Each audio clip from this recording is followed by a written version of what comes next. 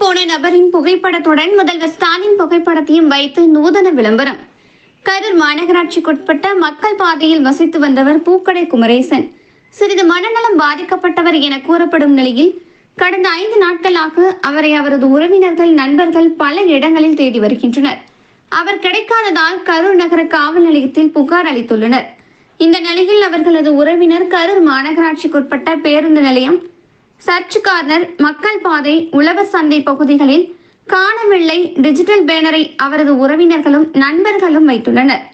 அதில் திமுக தலைவர், தற்போதைய முதல்வர் மு.க.ஸ்டாலின் புகைப்படங்கள் மற்றும் திமுக கொடியுடன் காணாமல் போனவரின் புகைப்படமும் அச்சிட்டு வைத்துள்ளனர்.